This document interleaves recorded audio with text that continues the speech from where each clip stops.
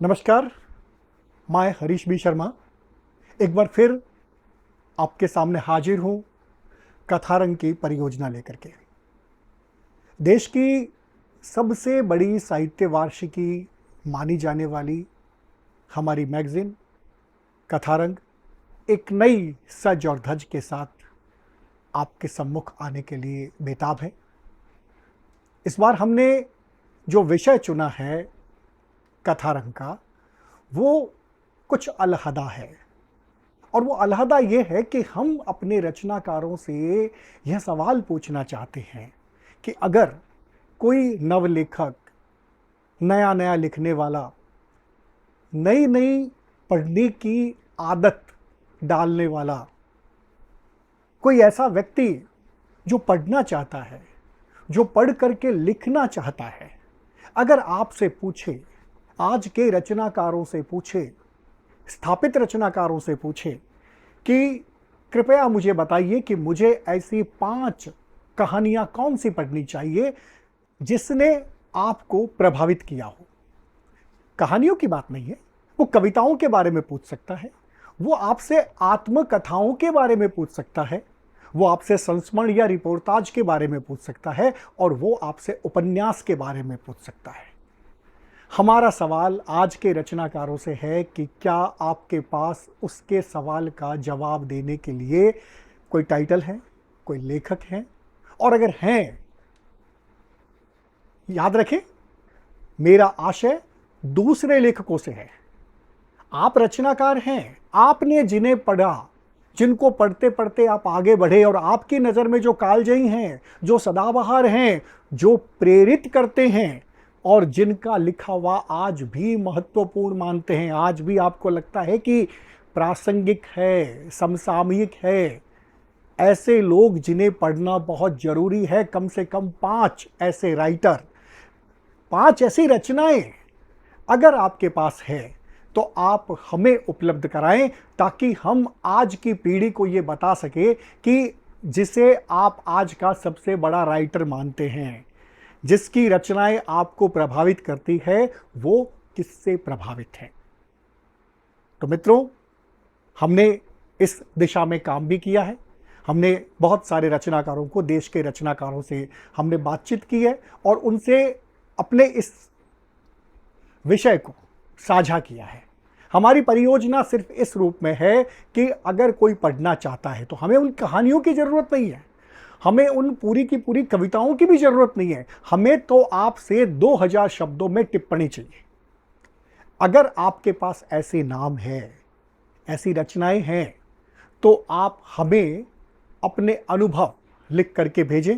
आप हमें बताएं कि ये रचनाएं आपको क्यों पसंद आई, और ये रचनाएं आज की पीढ़ी को, या कि वो कोई भी व्यक्ति जो साहित्य से जुड़ना चाहता है, जो समकाल से जुड़ना चाहता है, जो अपने परिवेश से जुड़ना चाहता है, जो अपने सरोकारों को समझना चाहता है, उसे ये रचनाएं क्यों पढ़नी चाहिए। बस ये महत्व, इसकी प्रासंगिकता, और अगर आप ये बता सकते हैं कि ये रचना कहाँ उपलब्ध हो सकती है, क्योंकि आज का जो समय है वो बहुत तेजी से भागता हुआ समय है, और कोई भी रचना या रचनाकार किसी भी व्यक्ति के लिए सिर्फ एक क्लिक भर की देरी पे है। तो अगर आप हमें ये उपलब्ध करवा देंगे कि फलां लेखक की फलां रचना हम वहाँ पढ़ सकते हैं, तो हम उसे भी उद्धृत करेंगे। वरना हमारी जो संपादकीय टीम है वो कोशिश करेगी कि उन रचनाओं तक हमारे पाठक पहुँचे। हमारी कोशिश है कि हम महाकाव्यों पे बात करें, हमारी कोशिश है कि हम भारतीय उपन्यासों पे बात करें, हमारी कोशिश है कि हम विदेशी उपन्यास जो हैं उन पर बात करें।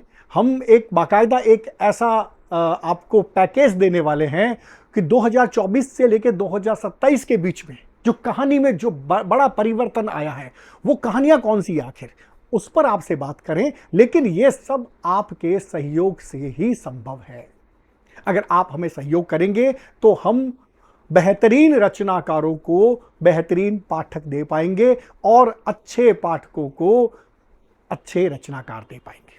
तो हमारा ये यज्ञ है। आपको जैसा कि पता है कि कथारंग हर बार कुछ न कुछ नया करता है। कथारंग ने जब अपनी शुरुआत की थी तो एक ही शहर से 150 कहानीकार देने का श्रेय भी कथारंग के नाम से है। इस देश में अगर कोई ऐसा शहर है जहां पे 150 कहानीकार एक साथ रहते हैं तो बीकानेर है। और इसके बाद में हम जब आगे बढ़े तो हमारा काम भी आगे बढ़ा।